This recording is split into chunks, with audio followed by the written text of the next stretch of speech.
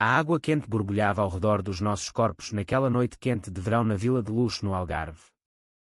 O grupo de amigos tinha ido dormir deixando apenas eu e Miguel na banheira de hidromassagem o vinho tinto que bebemos durante o jantar tornando a conversa mais solta e profunda. De repente Miguel se aproximou, os olhos dele cheios de uma emoção que eu nunca tinha visto antes e os lábios dele tocaram os meus num beijo suave mas cheio de anos reprimidos. Eu me afastei bruscamente, a água espirrando por todo o lado, o coração batendo forte como se quisesse sair do peito, e gritei: "O que você está fazendo, Miguel?", sem conseguir acreditar no que acabara de acontecer.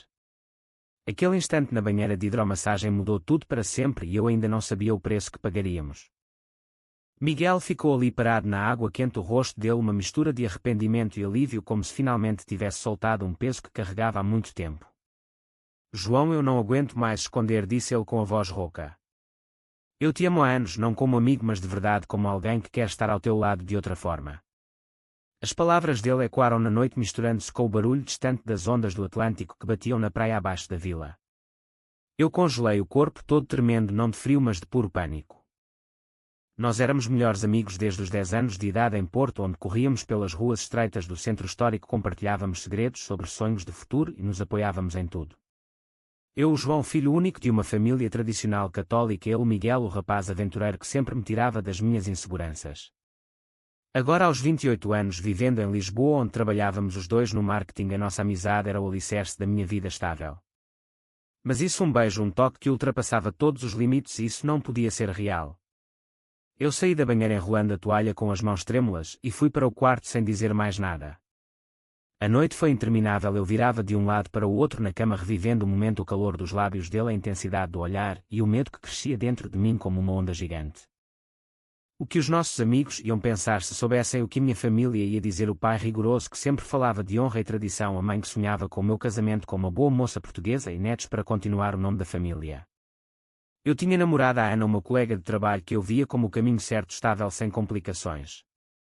Como explicar isso a ela ou a mim mesmo? No dia seguinte o grupo notou a tensão no ar, mas ninguém perguntou diretamente. Durante o pequeno almoço Miguel tentou cruzar o olhar comigo, mas eu desviei fingindo estar concentrado no telemóvel. A viagem de volta para Lisboa no carro alugado foi um silêncio sufocante, só o rádio tocando músicas leves que não combinavam com o peso no meu peito. Miguel tentou falar uma vez: "João, por favor, vamos conversar", mas eu cortei seco dizendo que precisamos esquecer isso, foi só o vinho, não significa nada. Ele não insistiu, mas eu via dor nos olhos dele pelo retrovisor e isso me rasgou por dentro. Ao chegar ao meu apartamento no bairro do Chiado em Lisboa, eu me fechei trancando a porta como se pudesse trancar também os pensamentos que não paravam. Liguei para a Ana, mas a conversa foi vazia, eu disse que estava cansado da viagem e desliguei rápido. Depois veio a chamada da família, o pai de Porto perguntando sobre o trabalho no escritório de marketing, se eu estava progredindo na carreira, a mãe recordando que a prima tinha acabado de anunciar o noivado e que era hora de eu pensar no futuro sério. A pressão era constante, invisível mas pesada como as paredes antigas da casa deles em Porto, onde cresci com regras claras: fé, família e dever acima de tudo. Eu respondi automaticamente: "Sim, pai, tudo bem", mas por dentro eu sentia que o chão estava a ceder. O beijo na banheira tinha aberto uma fenda que eu não sabia como fechar. Os dias seguintes foram de evitação pura no escritório, eu me enterrava em relatórios e reuniões, mas a mente vagava para Miguel, para a nossa amizade que parecia agora frágil como vidro. Ele mandou mensagens pedindo para falar, mas eu ignorei todas. A culpa misturava-se com raiva, como ele pôde arriscar tudo o que tínhamos por um impulso. Mas no fundo eu sabia que não era só impulso dele, era algo que eu talvez também sentisse, mas nunca tinha admitido nem para mim mesmo. O preço estava só começando e eu não estava preparado para pagar. Uma semana se passou e a tensão não diminuiu, pelo contrário, crescia como uma sombra que seguia cada passo meu em Lisboa. Eu evitava os lugares onde Miguel e eu costumávamos ir, o café na Baixa, o passeio junto ao Tejo depois do trabalho. No escritório a Ana notou que eu estava distante, mais calado do que o normal, e durante um almoço ela confrontou-me diretamente: "João, o que está acontecendo contigo desde que voltaste do Algarve? Eu sinto que me afastaste." Eu tentei negar, disse que era só stress do projeto grande, mas ela não acreditou e no final da conversa terminou comigo dizendo que merecia alguém presente, não alguém perdido nos próprios pensamentos. A separação foi limpa, sem gritos, mas doeu porque confirmava que eu estava a falhar em ser o homem que todos esperavam. Sozinho em casa eu me olhava no espelho perguntando quem era eu realmente: o João que planejava uma vida convencional ou alguém que o beijo de Miguel tinha despertado sem permissão? A família ligou novamente, a mãe insistindo para eu ir a Porto no fim de semana seguinte para o aniversário do pai, e eu aceitei porque recusar levantaria suspeitas.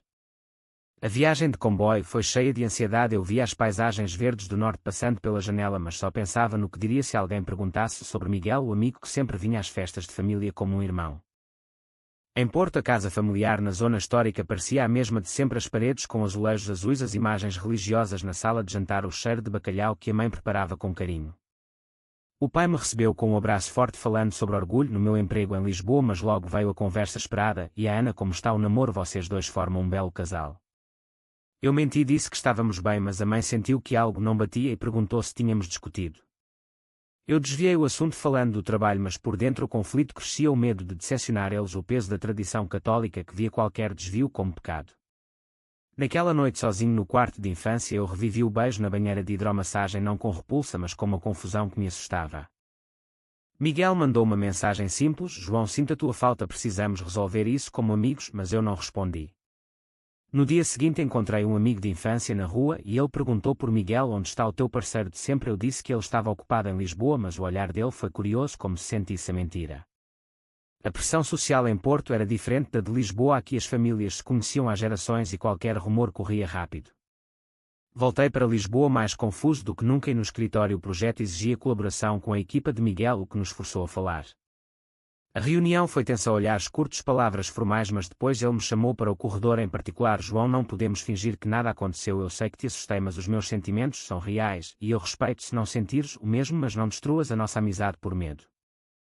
Eu respondi com raiva: tu não tens direito de colocar isso tudo em cima de mim. Eu tenho família, expectativas, uma vida planeada, e tu estragaste tudo com um impulso bêbado. Ele recuou magoado e saiu sem dizer mais nada. Aquela noite eu não dormi, pensei nas escolhas que tinha pela frente: ficar no seguro e perder Miguel, ou arriscar tudo e enfrentar o mundo que me criaram para viver. O preço da verdade parecia alto demais e eu escolhi o silêncio, pelo menos por enquanto. O outono chegou a Lisboa com chuvas finas que combinavam com o meu estado de espírito cinzento e pesado. Eu mergulhei no trabalho no escritório perto da Praça do Comércio, tentando esquecer o beijo na banheira de hidromassagem e as palavras de Miguel, mas ele estava em todo lado, nas reuniões, nas mensagens do grupo de amigos. Um dia ele apareceu no meu apartamento sem avisar e a conversa explodiu. João, eu esperei anos para te dizer a verdade, desde a adolescência em Porto, quando via-te namorar e sentia ciúmes que não entendia. Eu tentei ser só amigo, mas não consigo mais. Eu gritei de volta: tu és egoísta, Miguel, pensaste em mim, na família, nos nossos amigos que iam julgar, nos pais que me criaram para ser o filho perfeito. Ele respondeu calmo mas firme: o amor não é escolha, João, e esconder dói mais do que enfrentar. Saí de casa andando sem destino pelas ruas do bairro Alto, as luzes dos bares refletindo no chão molhado, e pela primeira vez admiti para mim mesmo que talvez sentisse algo além de amizade, mas o medo era maior. No trabalho o stress aumentou. Um colega comentou casualmente que viu Miguel com um rapaz num bar e perguntou se eu sabia algo sobre a vida pessoal dele. Eu neguei, mas o comentário plantou uma semente de ciúme que me surpreendeu. A Ana mandou uma mensagem dizendo que estava bem, mas que merecia explicações honestas. Eu não respondi. A família em Porto sentiu o afastamento. A mãe ligou preocupada, dizendo que o pai estava a falar de arranjar um encontro com a filha de um colega de negócio, e eu inventei desculpas para adiar. As noites viraram insónias. Eu revia memórias da nossa amizade, viagens juntos, risos partilhados, e agora tudo tingido por uma nova lente que me aterrorizava. Um fim de semana eu fui a Sintra sozinho para clarear a cabeça, andando pelos jardins do Palácio da Pena, o ar fresco das montanhas ajudando um pouco, mas o conflito interno só crescia. Miguel mandou fotos antigas nossas dizendo: lembra-te disto, João, não deixa o momento destruir tudo. Eu chorei sozinho no quarto de hotel pela primeira vez, reconhecendo que o preço do silêncio era perder a pessoa mais importante da minha vida. No escritório a tensão chegou ao pico quando um projeto conjunto nos obrigou a trabalhar até tarde, e na sala vazia ele disse baixinho: eu não te pressiono, mas sei que sentes algo também. O teu olhar na banheira não era só choque. Eu saí correndo sem responder, mas em casa a verdade bateu forte. Eu estava a questionar tudo: a minha identidade, o meu futuro, os valores que me ensinaram. A traição veio de forma inesperada. Um amigo comum soube do beijo, não sei como, e comentou no grupo de WhatsApp uma piada leve, mas que fez Miguel se sentir exposto. Ele me acusou de ter contado e eu neguei veementemente, mas a semente da desconfiança foi plantada. A pressão social em Lisboa, embora mais aberta, ainda existia, olhares sussurros em círculos profissionais. Eu sentia-me preso entre o dever familiar e o desejo de ser autêntico. O conflito moral me consumia. Escolher o caminho fácil significava trair a mim mesmo, escolher o difícil significava trair a família que me deu tudo. O outono avançava e com ele a certeza de que algo tinha de quebrar. O inverno trouxe frio cortante a Lisboa e com ele o ponto de ruptura que eu tanto temia. O rumor do beijo na banheira de hidromassagem espalhou-se de forma discreta primeiro entre amigos próximos, depois chegou à minha irmã em Porto, que ligou furiosa: João, o que é isso que eu vi sobre ti? E o Miguel: explica-me agora antes que o pai saiba. Eu neguei tudo, disse que era mal entendido, mas a voz dela tremia de decepção e eu senti o chão abrir-se. A família marcou uma reunião urgente em casa deles e eu fui de comboio com o coração na mão. Na sala de estar com os azulejos familiares, o pai me confrontou diretamente com a voz grave: João, o homem da nossa família não se envolve em coisas assim, o que diriam os vizinhos, a igreja, a nossa reputação. A mãe chorava em silêncio, dizendo que me amava, mas que eu tinha de escolher o caminho certo, o casamento, a estabilidade. Eu tentei explicar que era confusão, que Miguel era só amigo, mas as palavras soavam falsas até para mim. O confronto durou horas, acusações de traição à educação que me deram apelos à fé e ao dever. Eu saí de lá destruído, dirigindo de volta para Lisboa com lágrimas que não conseguia conter. Miguel soube do incidente pela irmã e me ligou furioso: tu deixaste isso chegar à família, João, eu confiei em ti e agora sinto-me traído também. A discussão por telefone foi brutal. Eu disse que ele tinha começado tudo com o beijo, ele respondeu que eu estava a negar a verdade por medo. A amizade que sobrevivera a tudo agora rachava por causa de segredos e julgamentos. No trabalho o ambiente ficou estranho, colegas sussurravam e um chefe comentou indiretamente sobre manter a vida pessoal discreta para não afetar a imagem da empresa. Eu perdi o apetite, o sono e o interesse em tudo. Um dia caminhei sozinho pelo Tejo vendo os barcos e pensando no preço das escolhas, o amor próprio versus a lealdade familiar. Miguel tentou uma última abordagem, aparecendo no meu prédio com uma carta longa explicando os anos de sofrimento silencioso e o desejo de me ajudar a descobrir quem eu era. Eu li a carta chorando, mas não abri a porta. A traição veio de dentro, eu traí a mim mesmo ao escolher o silêncio e traí Miguel ao não o defender. A família cortou o apoio financeiro parcial, dizendo que era para eu refletir, e a irmã parou de falar comigo. A solidão era esmagadora, mas no meio da dor veio uma clareza lenta: eu não podia continuar assim, o preço era a minha própria alma. Decidi ir embora por uns dias para Sintra para pensar longe de tudo, e lá no silêncio das montanhas comecei a aceitar que talvez o amor não fosse o inimigo mas a resposta. O inverno parecia eterno, mas uma pequena chama de esperança acendia-se dentro de mim. A primavera chegou tímida a Portugal, trazendo flores nos jardins de Sintra, onde eu me refugiei por 2 semanas num pequeno hotel longe do caos de Lisboa e Porto. Andando pelas trilhas do Parque da Pena eu refletia sobre cada escolha, cada palavra, cada dor, desde aquela noite na banheira de hidromassagem. O beijo de Miguel não foi o vilão, foi o catalisador que me forçou a ver a verdade que eu escondia há anos.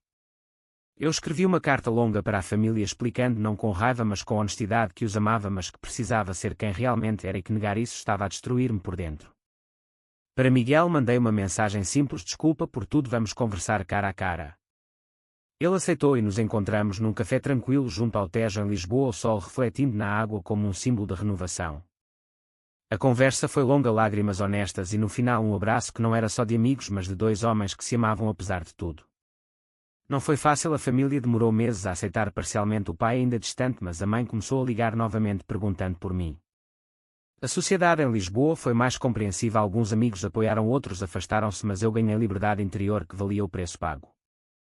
Miguel e eu começamos a construir algo novo devagar, sem pressa, respeitando o tempo e as feridas.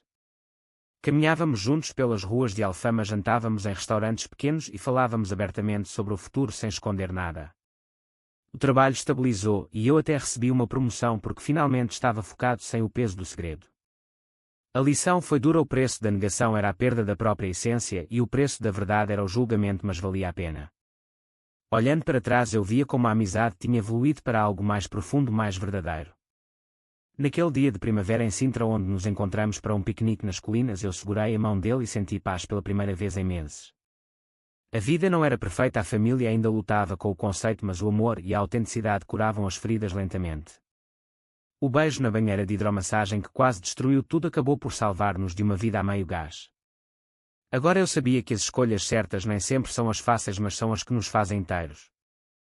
Você acha que João errou ao priorizar inicialmente a família e o silêncio, ou o verdadeiro erro foi negar os sentimentos por tanto tempo, verdadeiro ou falso?